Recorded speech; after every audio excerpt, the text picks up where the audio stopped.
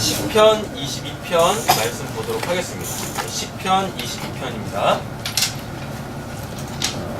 시편 22편은 굉장히 유명한 말씀이에요.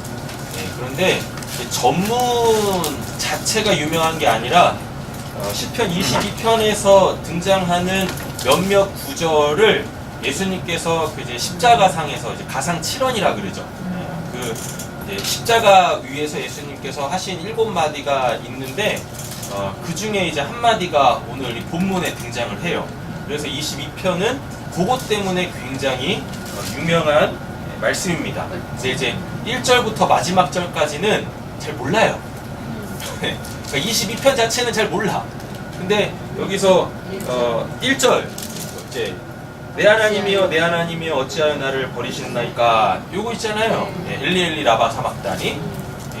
요거 하나 때문에 이제 굉장히 유명한 시편이죠. 근데 이제 이게 어떤 내용들인지 좀 이렇게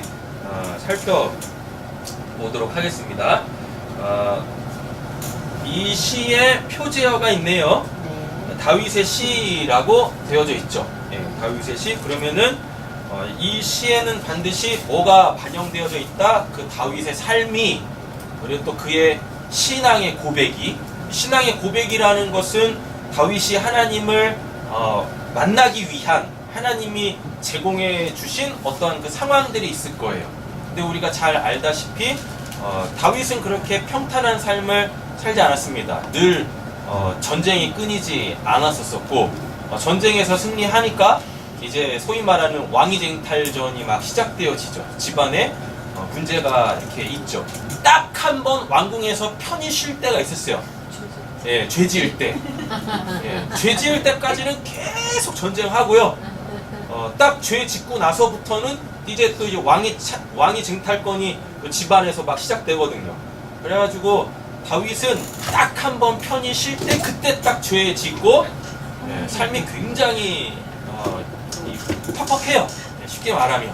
근데 그 여정 속에서 하나님은 다윗이라는 한 사람을 통하여서 앞으로 이제 우리들을 구원할, 그죠? 그러니까 다윗, 우리 이전부터 시작해가지고 우리를 포함해서 우리 이후에 있을 모든 하나님이 구원하실 자들을 구원하시기 위한 그 메시아의 그 삶이 굉장히 많이 반영되어져 있는 사람이 다름 아닌 다윗이다라는 얘기죠. 오죽하면은 그 사도행전에서는 다윗 보고 하나님의 마음에 합한 자라고까지 얘기를 하겠냐고요. 그게 쉽게 그렇게 되는 게 아니에요. 그러니까 다윗과 같은 그 험난한 삶 속에서 그가 의지할 수밖에 없는 분이 하나님뿐이다라는 것을 이렇게 그 소위 말하는 옛날에 그런 거 있었잖아요. 연예인들이 나와가지고 체험 삶의 현장 그잖아요. 그런 것처럼. 그렇게 다윗은 누군가한테 배운 하나님이 아니라 하나님이 직접 하나님을 만날 수 있는 장을 그의 삶에 쫙 펼치시고 그를 그 안에다가 집어넣으시고 막 이렇게 굴리셨던 사람이죠.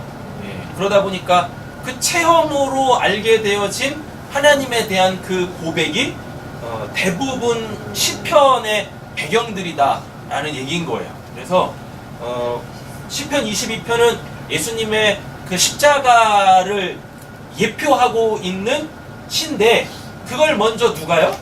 다윗이 자기의 삶을 통해, 십자가는 아니지만 예수님의 십자가를 보여줄 만한 그러한 그 고난의 어떠한 그 삶을 다윗이 살아냈다라는 이야기입니다. 그러니까 우리는 다윗의 삶과 다윗의 삶이 앞으로 보여줄 예수의 그 십자가 사건, 요 두 개를 이렇게 딱 놓고 보면서 그럼 나는 어떻게 하나님을 만날 것인가?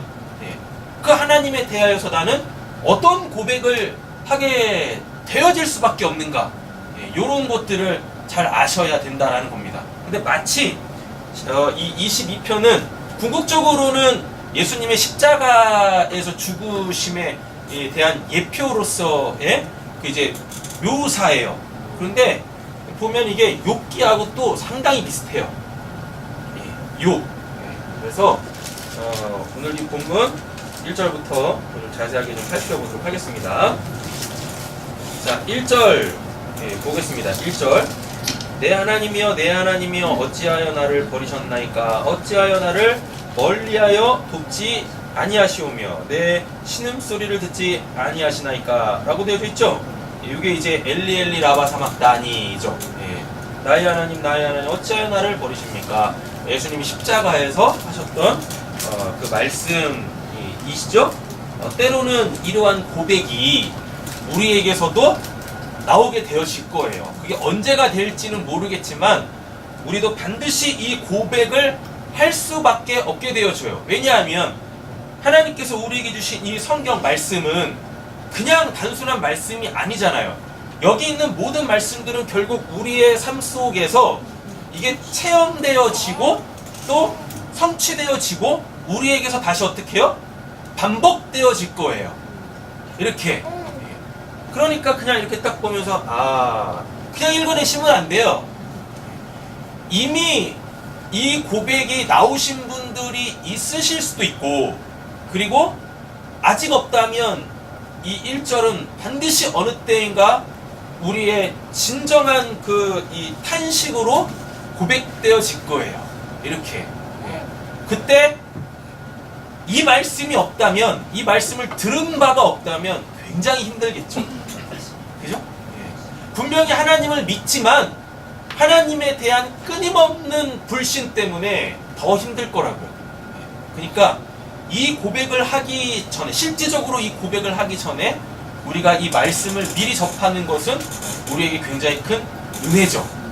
왜냐하면 이 말씀 없이 그 상황이 왔을 때 상상만 해도 자다가 방구를 낄 일이죠. 굉장히 힘든 일이라고요. 비유가 적절하지 않았습니다. 다른 말을 하려고 했는데 굉장히 힘들 거예요. 우리에게 우리가 반드시 겪어내야 될 어떠한 그 예수님의 십자가가 반영되어지는 고난이 우리에게 있을 텐데 그게 왔을 때 그것을 바르게 바라볼 수 있고 그리고 내가 바라봐야 될 곳이 어디인지를 명확하게 알고 있다면 조금은 그 기간이 수월할 거예요. 그렇다고 쉽다고 말씀드리지는 않습니다. 그러나 우리가 신앙적으로 넘어지지는 않을 수 있어요. 넘어졌다선 치더라도 우리의 중심은 하나님에 대하여서 흔들리지 않을 거다라는 이야기인 거죠. 자, 2절 보겠습니다. 내 하나님이여 내가 낮에도 부르짖고 밤에도 잠잠하지 아니하오나 뭐하지 아니하신대요? 응답하지 아니하시나이다 라고 되어져 있죠. 이 부분은 하나님의 침묵이잖아요. 하나님의 침묵에 대해서는 앞에 시편에서 한번 다룬 적이 있었습니다. 하나님이 침묵하시는 그 이유가 뭐라고 지난번에 말씀을 하셨었죠? 하나님은 침묵하시는 하나님이 아니세요. 말씀하시나 내가 못 들을 뿐이고 내가 안 들을 뿐이죠. 그죠? 하나님은 하나님을 찾는 자들에게 결코 침묵하시는 분이 아니세요. 우리가 못 들을 뿐이에요. 때로는 하나님이 아주 큰 소리로 외치시는데도 불구하고 안 들릴 때가 있어요. 그리고 정말 하나님께서 아주 세밀하게 조금 말씀하시니까 이게 모기 소린가 해가지고 무시할 때도 굉장히 많이 있죠. 근데 이게 어떠냐면 때로는 진짜 하나님이 말씀을 안 하실 때가 있어요. 그게 언제냐면요, 이미 한번 말씀하셨어. 그리고 분명하게 들었어. 근데 내가 그 말씀대로 안 해. 그래서 하나님께서 더 이상 말씀하실 필요가 없는 거예요. 왜냐하면 또 말해봤자 뭐요? 또 안 들어. 안 듣는다. 그렇게 안 한다고요. 사람이 참 그래요. 그리고 보면 한다라고 했는데 하라고 한 대로 안 했어. 그런다니까요. 마치 누구처럼? 사울처럼. 분명히 뭔가는 했지만 보면 결과는 하나님이 원하시는 거하고 다르죠. 근데 자기는 했다라고 빡빡 우겨요. 이게 신앙인들이 하나님을 대면하지 못하는, 그리고 한 번들은 하나님의 말씀을 자기의 그 피치로 갖지 못하는 이유 중에 한 가지예요. 그러니까 예, 잘 반응하잖아요. 이렇게.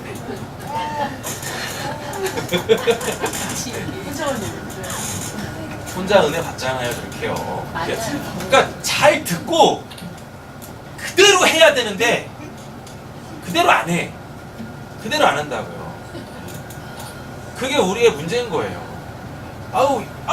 이렇게 하면 되죠? 아니, 필요 없어, 그런 거. 필요 없다고요.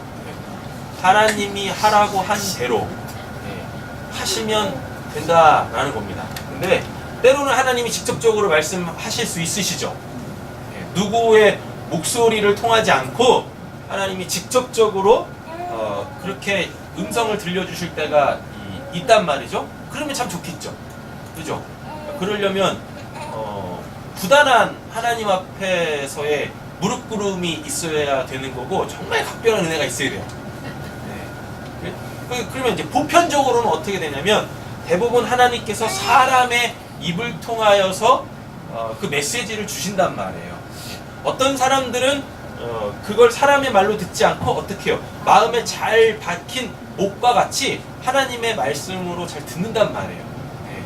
그럼 이제 그들은 그대로 행하겠죠. 근데 대부분 보면은 그렇게 안 하는 경우들이 많아요. 맞습니다. 그러니까 하나님의 침묵은 여러 가지 이유가 있는데 그걸 왜 하나님 이렇게 침묵하십니까? 하나님한테 이유를 묻는 게 아니라 나한테 이유를 찾아야 되는 거예요. 왜 안 들릴까? 왜 말씀하지 아니하시는 걸까? 나에게서 이유를 찾아야 되는 거죠. 너무 탓하면 안 되는 거예요. 하나님은 결코 불완전하시거나 실수하시거나 까먹지 아니하십니다. 결코. 그래서 2절에 내 하나님이여 내가 낮에도 부르짖고 밤에도 잠잠하지 아니하오나 응답하지 아니하시나이다. 이제 이게 예수님께서 이제 십자가에서 죽으시기 전에 그 소위 말하는 겟세마네라는 그 동산에서 기도하시잖아요. 맞잖아요. 근데 그 기도를 잘 보면 예수님이 혼자 기도하고 혼자 결론을 내려요. 그래요. 뭐 할만한 씹어든 뭐 이 잔을 내게서 멀리하여 주세요. 그럼 뭐 하나님이 무슨 말씀을 해주셔야 되잖아요. 그냥 죽어버리라고 뭐 이런 말씀이라도 있어야 되는데 뭐 그런 내용 전혀 없이 바로 뭐라 그래요? 아버지의 뜻대로 되기를 원합니다라고 자기 기도에 대해 자신의 기도에 대하여 자신이 결론을 내린다니까요. 예수님의 겟세마네 기도에 하나님의 응답을 전혀 안 하세요. 어떠한 그 반응을 안 보이신다니까요. 왜 그러실까요? 왜? 이미 예수님은 알고 있었단 말이에요. 그래가지고 3번에 걸쳐가지고 제자들한테 미리 예고를 하셨단 말이에요. 이렇게. 그러니까 기도한다고 해가지고 하나님께서 거기에서 그냥 죽으면 돼 이런 말을 들을 필요가 없는 거죠. 이미 그 응답을 갖고 있으니까. 그러니까 그거를 다시금 내 입으로 뭐 하면 돼요? 확인했으니까 뭐 하면 돼요? 그대로 실천하면 되는 거예요. 하나님이 역사하시는 그 구원의 장으로 나아가서 직접 몸으로 그 하나님의 은혜를 사랑을 부딪혀 알면 되는 것이고 성취하면 되는 것이다 라는 이야기인 거죠. 그러니까 지금 제가 계속 예수님의 십자가를 포커스를 딱 맞춰서 이 본문을 지금 말씀드리고 있는 겁니다. 자, 3절 보겠습니다.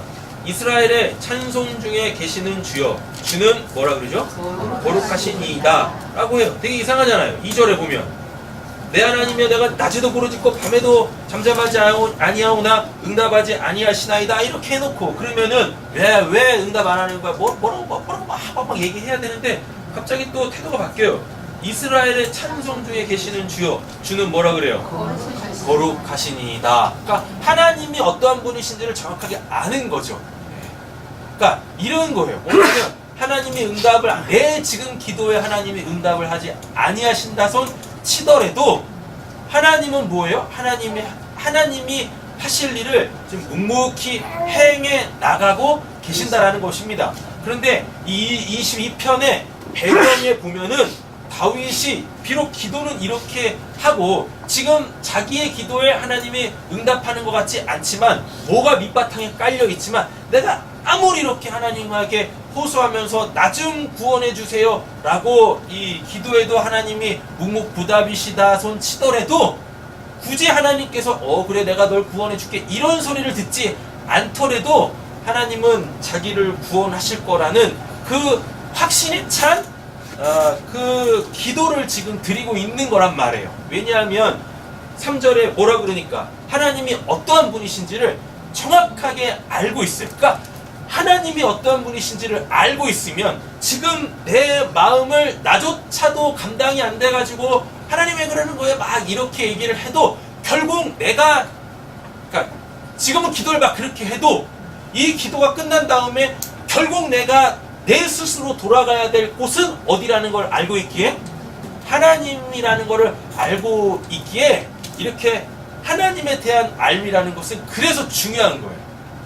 내가 막 하나님 왜 이러시는 거야? 막 이렇게 그러니까 정말 그 고난의 때가 오면 우리 이렇게 기도할 수밖에 없어요. 아무리 대단한 믿음을 가지고 있다손 치더라도 이렇게 기도할 수밖에 없어요. 설마 우리가 다윗보다 대단하겠습니까? 그렇잖아요? 설마 우리가 무슨 뭐 예수님보다 대단하겠냐고요. 그들에 비하면 있잖아 이 세 발의 피죠. 자다가 끼는 방구보다도 못하는 거죠. 우리는 왜 자꾸 이러지? 되게 이상하네요. 아니 그만 또 못하는 거예요. 우리가 값어치도 없다고 여기는 것 같다고요. 그들에 비하면 우리의 지금의 신앙이라는 것, 믿음이라는 건 그렇단 말이에요. 아이 진짜 뭐 우리가 뭐 다윗 같은 이런 삶을 한 번이라도 뭐 살아봤어요? 그렇잖아요? 뭐 엿보기라도 해봤습니까? 진짜 뭐 인생을 살면서 이런 험난한 시기가 있었다 손 치더라도 진짜 실제적으로 다윗이 겪었던 그 삶에 비하면 진짜 아무것도 아닌 거죠. 그는 생명의 위협을 받으면서 다녔다고요. 생명의 위협을 받으면서. 심지어 먹을 게 없어가지고 제사장한테 가가지고 이 거룩한 그 빵이 있느냐까지 물어봐요. 그 거룩한 빵 먹으면 죽어요. 죽는다니까요. 그 제사장만 먹는 거예요. 그럼에도 불구하고 그거라도 달라고 한다니까요. 예. 그건 뭐예요? 나 이거라도 먹고 죽을래요. 이 소리잖아요. 이 소리. 우리가 그들의 삶에 견줄 게 뭐가 되겠냐고요. 없지. 그럼에도 불구하고 다윗은 하나님이 어떠한 분이신지를 알았어요. 그래서 요한복음에 보면 뭐라 그래요? 영생은 하나님과 예수 그리스도를 아는 거라 그러잖아요. 네. 그 하나님에 대한 그 알미라는 건 결국 내가 지금 하나님에 대하여서 억감정이 있어가지고 억감정만 있으면 좋겠는데 이게 악감정까지 있잖아요. 그렇잖아요? 네. 그래가지고 억하다 하면서 죽는 거야. 하나님 앞에서 다들 그렇게. 네. 이렇게 억감정이 있고 악감정이 있더라도 그래가지고 그걸 자기 자신도 어떻게 할 수 없으니까 하나님한테 다 쏟아붓는다고요. 사람한테 쏟아붓는 게 아니라 제발 사람한테 쏟아붓지 마세요. 같이 죽어. 그는 뭐냐고. 하나님한테 쏟아부으시라니까요. 하나님은 그러니까 거들떠도 안 봐요. 사람은 상처를 받는데 하나님은 그러니까 아무리 뭐라고 해도 거들떠도 안 봐. 그래서 하나님은 상처를 받지 않으세요. 그러니까 하나님한테 쏟아붓는 거예요. 다윗처럼 막 쏟아붓다가도 그래가지고 이렇게 막 쏟아부으면 또 이 속이 시원해. 그렇잖아요. 한번 이 걸쭉하게 그렇게 이 육지거리 한번 하고 나면 온갖 세상 다 얻은 것처럼 신면목을 채증이 확 내려앉은 것처럼 시원하잖아요. 그리고 보면 내가 있어야 될 곳은 하나님이지 라고 이렇게 그 자리로 다시 턱턱 걸어가게 되어진다니까요. 그걸 바로 영생이라 그래요. 영원히 죽지 않고 사는 걸 영생이라고 하지 않고 결국 내가 있어야 될 곳이 어딘가 거룩하신 하나님 존재 앞이지 해서 다시 글리 나아가는 거 그걸 영생이라고 한단 말입니다. 그걸 거룩이라고 얘기하는 거예요. 무슨 뭐 행위 조금 올바르게 해가지고 무슨 나는 뭐 이렇게 깨끗한 삶을 사는 그런 게 거룩이 아니라고요. 깨지고 부셔지고 때로는 온몸에 더러운 것이 덕지덕지 붙어도 그냥 그 모습 그대로 어떻게 해요? 하나님 앞에 내가 있어야 될 곳이 어딘가 그 영생 앞으로 나아가는 것, 그게 우리의 신앙이란 말이에요. 그게 우리가 하나님 앞에 살아있다라는, 하나님이 그래 너는 살아있지 라고 하는 증거다라는 이야기입니다. 자, 4절 보겠습니다. 우리 조상들이 주께 의리하였고 의리하였으므로 그들을 건지셨나이다 라고 이렇게 실제로 있었던 역사적 사건을 기반으로다가 뭐라고 있어요? 자기 믿음을 두고 있다고요. 그러니까 신앙이라는 건 분명히 하나님이 하신 일 있잖아요. 거기다가 기반을 두는 거예요.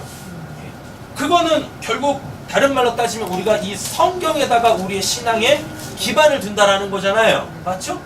그러니까 여기서 조금 이제 잘 정립을 하셔야 될 게, 다윗 때에는 성경이라는 것 자체가 우리에게 이렇게 주어지지 않았어요. 성경 66권도 없었고 구약도 다 만들어지지 않은 상태잖아요. 고작 있어봤자 뭐예요? 모세 오경인데 모세 오경도 이게 구전으로 전해졌던 거예요. 직접 보지 않았었다고요. 그러니까 지금 다윗이 이야기하는 4절은 어떤 개념이냐면 우리에게 성경과도 같은 거예요. 다윗이 지금 4절에 이야기하고 있는 건 역사적 사건이란 말입니다. 하나님이 하신 말씀, 하나님이 행하신 그 구원의 역사에다가 자기의 믿음의 근거를 두고 있고, 그리고 그대로 지금 자기가 겪고 있기에 나도 그렇게 구원을 받을 거야 라는 그 확신 속에 있다고요. 근데 우리는 뭐예요? 우리는 이 성경에 기반을 두고 있죠. 여기서 이제 조심하셔야 돼요. 어떤 사람들은 성경은 뒷전이고 자기가 개인적으로 체험한 하나님의, 그러니까 자기의 그 경험 있죠. 자기의 지극히 사사로운 그 경험에다가 믿음의 근거를 두는 사람들이 의외로 많아요. 의외로 많다니까요. 그렇게 되어지면 굉장히 위험해집니다. 독선에 빠질 수 있고, 그리고 잘 보면 그 경험이 어떠한지를 점검이 안 돼가지고 그 경험을 통하여서 하나님께서 뭘 주신지를 본인도 몰라. 그냥 경험만 있는 거예요. 그래가지고 내가 하나님을 만났다라고 착각을 한다고요. 그러니까 신앙이 굉장히 왜곡되어져 있는 경우가 상당해요. 제가 만나본 분들 중에서 열이면 최소 7, 8명이 다 그래요. 다 그래. 정말 안타까워요. 그러니까 성경을 딱 열고 얘기해 주잖아요? 그럼 그때부터 이 에어컨 바람을 직방으로 눈에 맞아가지고 이게 눈이 막 가물가물해져. 말씀이 안 들린다니까요, 말씀이. 아니, 그래요. 당신이 그렇게 경험한 건 인정하겠다, 그겁니다. 근데 그 경험이, 자, 성경으로 따져서 이러이러해서 당신이 진짜 알아야 되고, 당신이 진짜 가져야 될 그 믿음의 내용은 이거면 안 들어요. 그냥 뭐만 있어요? 나 하나님 만났다? 이런 거예요. 그래놓고 얘기하죠. 너 그런 하나님 만나냐? 아, 더 많이 만났어. 더 많이 만났다고. 안 된다니까요. 우리는 철저하게 우리의 신앙의 근거를 이 우리에게 살아있는 하나님의 이 말씀에다가 두어요. 특별계시라고 하나님께서 우리에게 주신 이 정확무한 이 하나님의 말씀에다 두어야 한다라는 것입니다. 그러니까 하나님의 말씀을 모른 채 우리가 뭐 할 수 있어요? 경험할 수 있죠. 하나님을 만날 수 있죠. 맞잖아요? 그걸 반드시 말씀으로 잘 정립을 하셔서 흔들리지 아니하는 그 올바른 믿음의 내용으로 우리는 가져야 돼요. 그러다 보면은 경험이 아니라 결국 나에게 남는 건 뭐예요? 말씀인 거예요. 말씀하시는 그 하나님의 그 말씀의 그 내용, 진리를 내가 이렇게 갖게 되어진단 말이에요. 그리고 또 이런 분들도 있어요. 뭐냐면 체험은 중요하지 않습니다. 말씀만 제대로 알면 돼요? 이런 사람들 진짜 한번 하나님한테 한번 된통 맞으면 다 필요 없어. 하나님 말씀을 내가 얼만큼 알아도 다 필요 없어요. 그 하나님한테 된통 맞을 때 그 말씀이 전혀 위로도 안 되고 그 말씀을 붙잡지도 못해요. 그리고 자기가 알고 있었던 말씀들이 그게 아니었네. 그래서 결국 그 말씀들을 다 버리게 되어져요. 우리는 철저하게 균형을 잘 갖춰야 돼요. 말씀을 알면 그 말씀대로 우리의 삶에서 그 이루어지는 우리는 이 올바른 방향으로 나아가야 한다라는 것입니다. 순서는 뒤바뀌어도 상관없어요. 말씀을 먼저 들었어요. 그래가지고 하나님 그 말씀이 나에게 성취되어질 수 있도록 제 삶에서 역사해 주세요. 우리 이런 기도 당연히 해야 되는 거잖아요. 말씀을 들으면. 맞잖아요? 그럼 또 그게 또 이루어지겠죠. 말씀대로 이루어 달라고 하니까 이건 빼박기도잖아요. 맞잖아요? 네.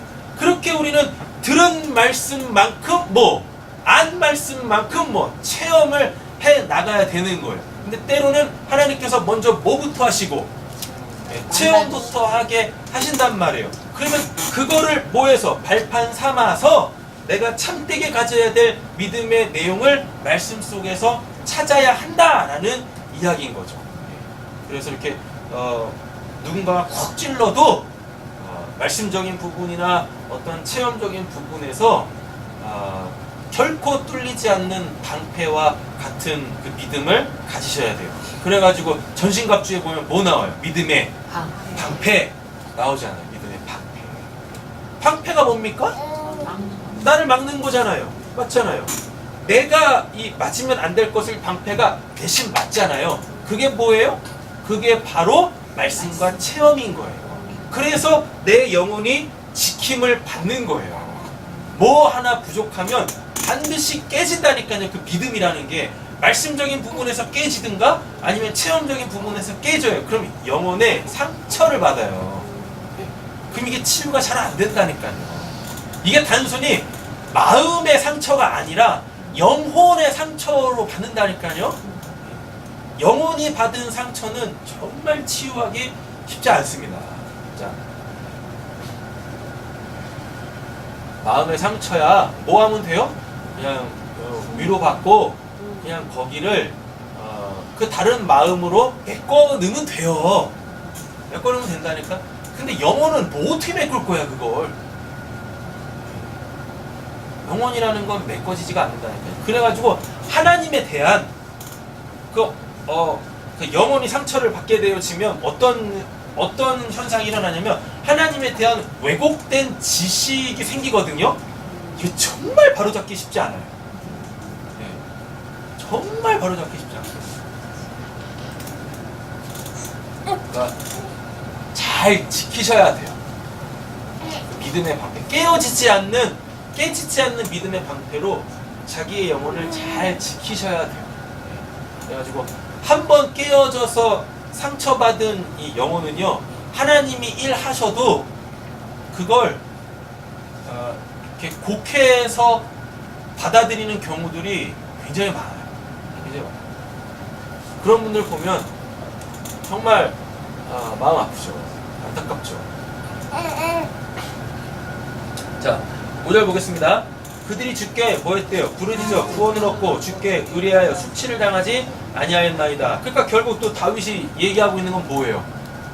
나도 지금 이렇게 기도하고 있으니까 내 믿음의 근거를 거기다 두고 있으니까 하나님의 역사, 하나님의 말씀에 두고 있으니까 나에게도 이렇게 응답하세요 라는 다윗의 마음이 반영되어지는 고백이지 않겠어요? 근데 6절에 다윗이 자기를 이렇게 고백하죠. 나는 뭐라 그래요? 벌레요. 사람이 아니라 사람의 비방거리요 백성의 조롱거리입니다. 예수님이 있잖아요. 인간 취급도 못 받았지 않습니까? 막 지나가는데 침 뱉고 그렇잖아요? 막 주먹으로 때리고 돌 던지고 비웃고 조롱하고. 여러분 한번 생각해보면 해보세요. 우리의 삶에 이런 일이 일어난다고 생각해보세요. 예수님이 뭘 잘못했어요? 다윗이 뭘 잘못했습니까? 내가 잘못해서 받는 비난이라면 그렇잖아요? 내가 무릎이라도 안 꿇을 수 있죠. 그렇잖아요. 무릎이라도 꿇을 수 있죠. 근데 예수님은 뭐야? 다윗은 뭐냐고요? 네? 그들이 뭘 잘못했어요? 예수님 뭘 잘못했냐고요? 예수님은 오히려 뭐 하셨어요? 선행을 행하셨죠. 굶주린 자, 헐벗은 자 먹이고 입히시고, 친구 없는 자 위로해 주시면서 친구 되어 주시고, 병든 자 고쳐 주시고, 그렇잖아요? 장애를 고쳐주시고 이러셨는데, 게다가 또 권위 있는 하나님의 말씀을 생명으로 전해주시기까지도 했는데 그에게 돌아온 건 뭡니까? 조롱이고 비난이고 외면이었지 않습니까? 그리고 죽음이었죠. 나를 보는 자는 다 나를 뭐 했대요? 비웃으며 입술로 삐죽거리고 머리를 흔들며 말하되 뭐라 그래요? 그가 여호와께 의탁하니 구원하실 걸 그를 기뻐하시는지 건지실지 하나이다 라고 하잖아요. 예수님한테 그들이 그랬잖아요. 너부터 한번 구원해봐라. 하나님이 저를 구원하실까? 우리가 한번 지켜보자. 막 이렇다니까요. 자, 시편 22편의 핵심은 9절과 10절입니다. 9절 10절 이야기하는 거예요. 9절 오직 주께서 나를 어디서? 모태에서 나오게. 예수님이 어떻게 하셨어요? 성령으로 잉태해서 그 마리아에게서 나오게 하셨잖아요. 그리고 에베소서 1장에도 보면 뭐라고 돼 있어요? 뭐 예정하시고 선택하시고 뭐 부르시고 특정하시고 뭐 이런 표현들 나오지 않습니까? 그죠? 네. 그러니까 이게 대조가 돼요. 아까 6절 7절에서는 뭔데? 6절에서는 뭐라 그러는데? 인간 취급도 못 받고 있다고. 자기가 지금 자기 자신을 다른 사람에 의하여 그렇게 지금 고백하고 있는데 본질적으로 그 다윗의 정체성, 예수님의 정체성은 뭔 거예요? 오직 주께서 나를 모태에서 나오게 하시고 내 어머니의 이 젖을 먹을 때 의지하게 하셨나이다. 내가 뭐였대요? 날 때부터 주께 맡긴 바 되었고 모태에서 나올 때부터 주는 나의 하나님이 되셨나이다. 네.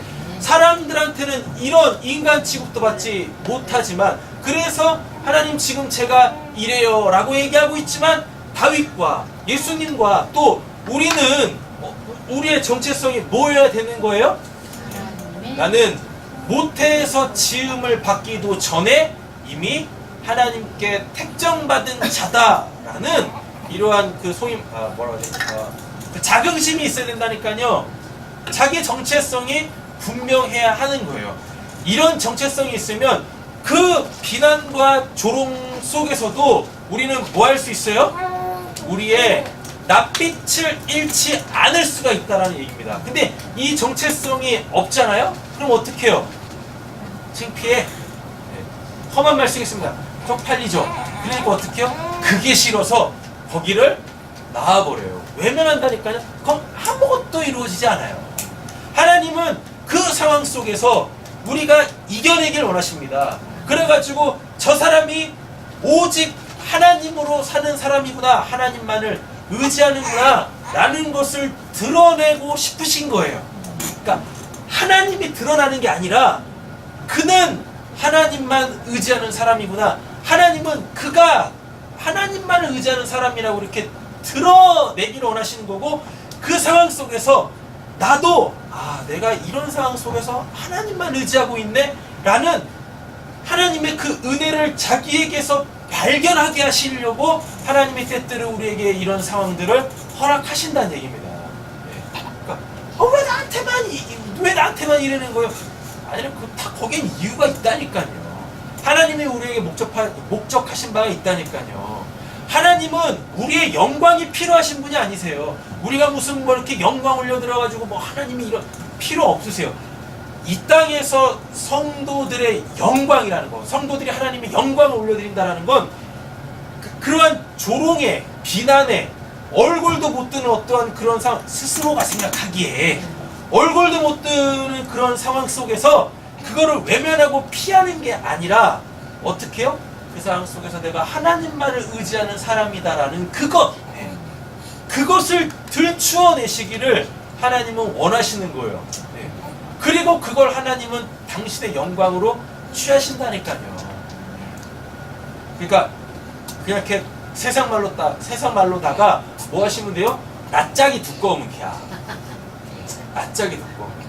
근데 그게 안 되죠. 엄언데 낯짝이 두껍고 꼭 하나님이 내가 어떠한 자인지 내적 확신, 소위 말하는 구원의 내적 확신이라는 걸 나에게 주시려고 하는 그 상황 속에서는 뭐 언제 그랬냐면 대패로 그냥 그 낯짝을 갈아가지고 겁나게 얇아. 그냥 톡 하면 톡 터질 것 같이. 그런다니까요. 낯짝이 두꺼워야 될 때 두꺼워야 돼요. 그때 우리는 낯빛을 잃으면 안 된다니까요. 오히려 그때는 뭐가 돼야 돼요? 목이 고든 백성이 돼야 돼. 목이 고든 백성. 누구로? 하나님. 우리의 고개를 떨구지 않게 하기 위하여서 하나님께서 하나님의 그 의로운 손으로 우리의 목에 기부스를 하고 계시다니까. 이렇게 떨어지나 침을 이렇게 딱 들게 하시고. 하나요? 9절 10절 이런 상황 속에서 나는 이러한 자다. 나는 이러한 자다. 내가 모태에서 지음받기 전에 이미 나는 하나님의 사람이다. 하나님의 사람. 결국 나는 승리할 거고 결국 나는 그 나의 기도에 하나님께서 응답하실 거다라는 이러한 분명한 하나님과 나와의 관계에서의 그 믿음이 있어야 된다는 거예요. 할렐루야. 네. 이번에 우리 아진이에게 그 믿음이 주어졌다니까요. 얼마나 감사한지. 왜, 어디 갔다 왔어? 어디 갔다 왔어? 거의 먹었니? 아진이한테 딱 주어졌다니까. 결과만 받으면 돼요. 하나님한테. 그게 어떠하든지 간에 하나님이 정말 우리 아진이에게 주시려고 했던 건 뭐니까?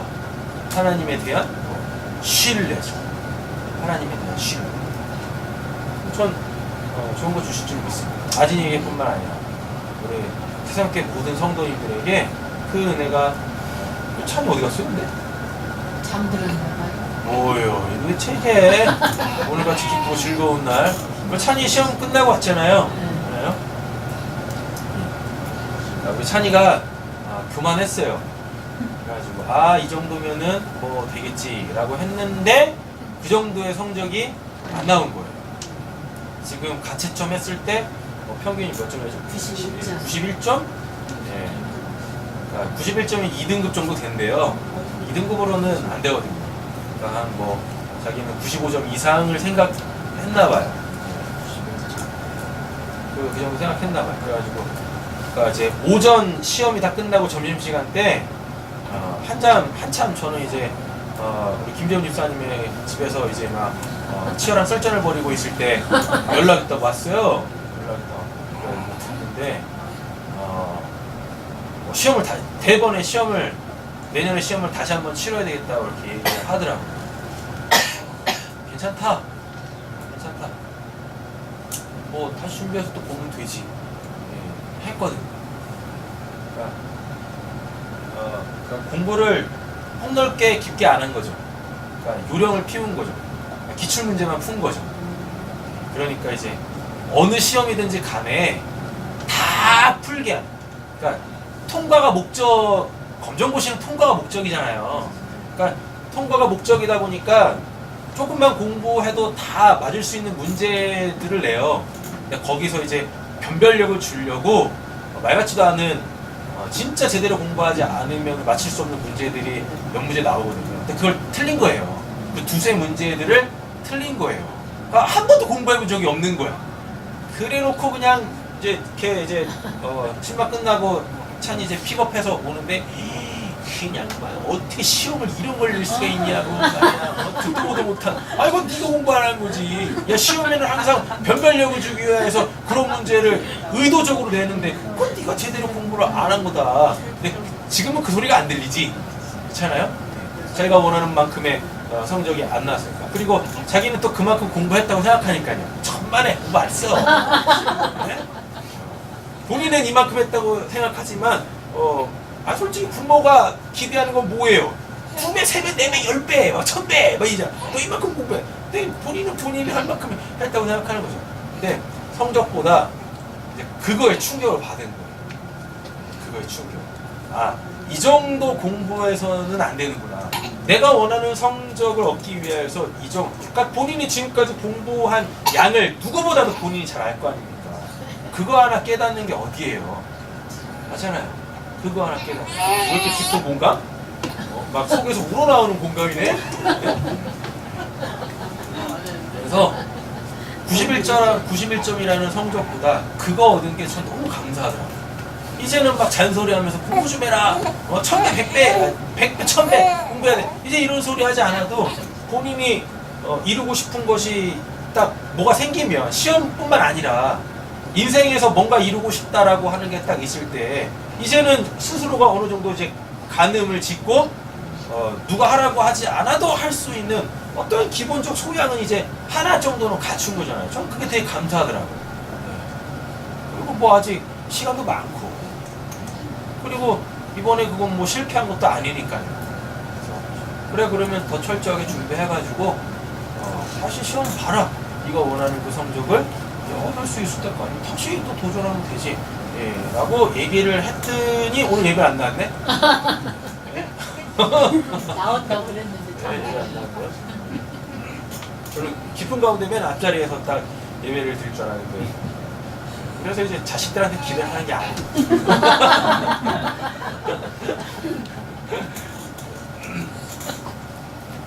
자, 9절 10절이 핵심입니다. 이제 반복되는 단어가 있어요. 멀리하지 마.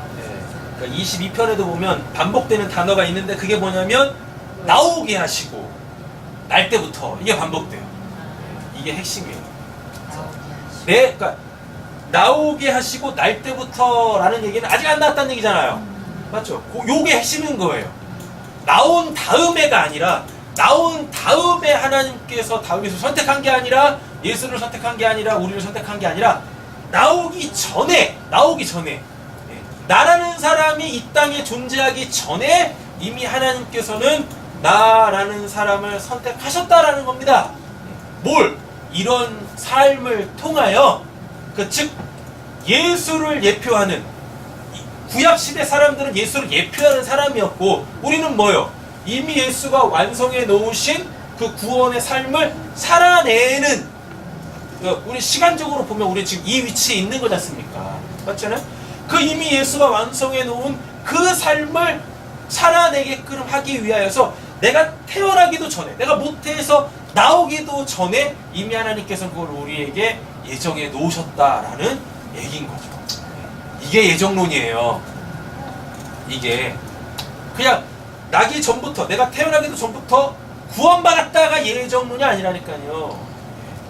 하나님이 계획해 놓으신 그것이 성취되어지는 것, 그것이 예수의 삶으로 귀결되어져서 그걸 실제적으로 살고 있을 때 그때 그걸 예정론이라고 하는 거고 또 결과가 확실하게 그걸로 나올 때 그때서야 내가 좀 다윗과 같이 또는 예수님과 같이 이런 고백할 때 그걸 예정론이라고 하는 거지 아직 뭐가 시작도 안 됐고 시작할 마음도 없는 사람들한테 그냥 뭐라 그래요? 하나님께서 당신을 그냥 뭐 태초부터 무슨 본인이나 살펴봐. 예정돼 있나. 오늘 11절까지만 하겠습니다. 자, 보겠습니다.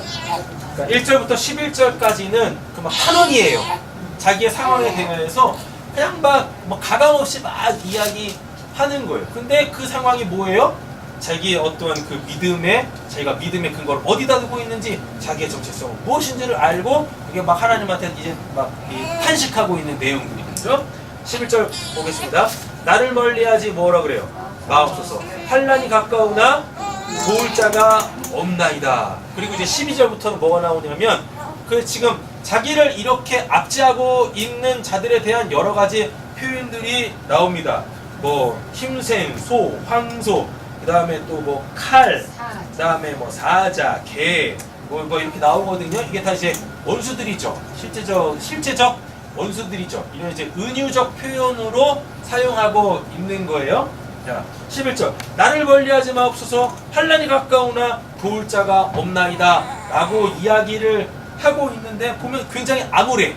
근데 다윗이 지금 이렇게 고백하고 있는 건 실제적으로 도울 자가 없었을 뿐더러 나는 그들의 도움이 아니라 하나님의 도움이 필요해요. 라는 걸 읽어내실 줄을 알아야 되는 거죠. 근데 우리는 대부분 어떻게 기도해요? 도울 자 없어요. 도울 자 붙여주세요. 라고 기도하잖아요. 이게 우리가 말씀을 잘못 보고 기도하는 내용들인 거예요. 우리는 하나님 도울 자를 붙여주세요가 아니라 다윗과 같이 이렇게 고백해야 되는 거예요. 나를 멀리하지 마옵소서. 환난이 가까우나 도울 자가 없나이다. 나 사람의 도움이 필요한 게 아니에요. 원래 다윗이 사람의 도움으로 어떤 환경들을 이겨낸 사람이 아니에요. 아무도 나서지 않을 때 오직 여호와의 이름으로 나아가서 골리앗을 때려잡은 사람이라고요. 누구도 도우려고 하지 않았어요. 심지어는 사울이 뭐 했어요? 자기의 투구와 갑옷을 벗어서 줬는데 맞지 않았어요. 다윗은 대번에 안 겁니다. 아, 이거는 내가 취할 도움이 아니구나. 그래서 벗고 그냥 나갔어요. 자기가 늘 하나님 앞에서 살고 있었던 그 모습 그대로 나아갔다고요. 그때 승리했다니까요. 그러니까 다윗의 역사, 그러니까 다윗의 구원사, 하나님의 구원사의 역사 속에 딱 등장할 때부터 다윗은 혼자였어요. 하나님과 다윗 그 둘밖에 없었다고요. 계속 이런 삶을 살았다고요. 그러니까 지금 여기서 이렇게 11절에 고백하는 게 하나님 저 도와줄 사람 좀 붙여주세요. 이런 기도를 하지 않았어요. 저한테 애초에 시작부터 하나님하고 저하고 단 둘이었으니까 지금도 마찬가지입니다. 다른 사람의 도움이 아니라 전 하나님의 도움만을 구해요 라고 했을 때 하나님께서 그에게 사람들을 붙이신다니까요. 사울에게 숙청당한, 퇴출당한 그 400명, 600명의 사람들을 하나님께 다윗에게 붙여주셔가지고 그들이 또 함께 이 공동체를 이루고 결국은 남유다를 세우고 그 다음에 이제 더 나아가서 이스라엘을 통일시키는 이러한 하나님의 구원사로 나아갔었다니까요. 근데 우리는 항상 기도할 때 이런 표현들 많이 하죠. 비성경적, 도울 자를 붙여주시고 안 하죠. 하나님이 기분이 상하신 거예요. 넌 끝까지 사람의 손을 구하는구나. 아니야. 하나님만 구할 때 하나님께서 그때 이제 실제적 손을 우리에게 내밀어 주셔서 우리가 그 손을 잡을 수 있게 되어지는 거예요. 이게 얼마나 중요하냐면 하나님 도울 자를 붙여주세요 라고 기도하잖아요. 그래가지고 실제적으로 돕는 자가 왔잖아요. 그럼 그 사람 손만 잡습니다. 그럼 어느 순간부터 그 사람이 뭐가 되어져요? 그에게 하나님이 돼버립니다. 하나님, 저에게는 하나님밖에 없어요. 하나님이 나의 도울 자이십니다 라고 기도할 때, 다윗처럼 이렇게 기도할 때 하나님이 설마 무슨 하늘에서부터 이따만한 손이 내려와가지고 자, 내 손이 다 잡아라 이러겠습니까? 안 그러죠? 분명히 도울 자, 실제적 도울 자의 그 손을 내밀어 주겠지만 다윗처럼 기도한 사람은 그 사람의 손을 붙잡으면서 거기에서 뭘 붙잡아요? 하나님의 손을 붙잡는 거예요. 그래서 우리가 말씀으로 기도도 바르게 하고, 특별히 오늘 11절까지 딱 말씀을 볼 때 나는 누구인가? 나는 뭔가? 나는 누구를 붙잡아야 되는가? 의지해야 되는가? 여기에 딱 포커스를 맞추셔가지고 하나님 앞에 나아가실 수 있으시기를 간절히 소원합니다. 하나님이 우리에게 원하시는 거 대단하지 않아요. 하나님이 우리에게 원하시는 거는 딱 한 가지밖에 없어요. 뭐냐면 너 누군데? 그거에 대하여서 다윗과 같이 얘기할 수 있는, 예수님처럼 얘기할 수 있는 자가 되어져야 한다라는 것입니다. 자기 자신이 누군지도 모르는데 하나님 찾는다고 하나님이 담기겠어요? 내가 누군지를 모르는데. 내가 누군지를 아는 것이 하나님을 담을 수 있는 그릇이란 말이에요. 그래서 정말 내가 누구인가? 새 포도주는 새 부대에 담으라 그러죠. 맞죠? 그 새 부대가 뭡니까? 새로운 피조물이죠. 나에 대한 새로운 정체성이죠. 하나님이 부여해 주신, 창세전부터 이게 너야 라고 부여해 주신 자기 정체성을 딱 가질 때 우리는 우리의 삶 속에서 풍성하게 하나님의 도우심의 손으로 건짐을 받게 되는 줄로 믿습니다. 기도하겠습니다. 하나님 아버지 감사합니다. 다윗의 시편은 삶이 반영되어진 것이기에 우리에게 울리는 메시지가 남다르고 참 의미가 있습니다. 하나님, 우리는 지금 말씀을 통하여서 이렇게 간접적으로 체험하지만 이것이 우리의 직접적 체험이 되게 하여 주시옵소서. 그래서 누군가에게 내 체험은 하나님의 말씀으로 비롯되어진 그 하나님의 살리시는 구원의 역사로서 복음으로 전해지고 들려지고 선포되어지게 하여 주시옵소서. 우리는 사랑하는 성도님들에게 때때로 주어지는 이러한 고난의 때가 우리에게 유익한 줄로 믿습니다. 내가 누구인지를 알고 하나님이 어떠한 분이신지를 재차 확인하고 오직 그분만을 의지하는 자리로 결국 나를 있게 하시는 그 하나님의 우리를 향하신 깊은 사랑, 그거 우리에게 허락하여 주실 줄로 믿사오며 우리를 원하신 예수님의 이름으로 기도드립니다. 아멘. 아멘.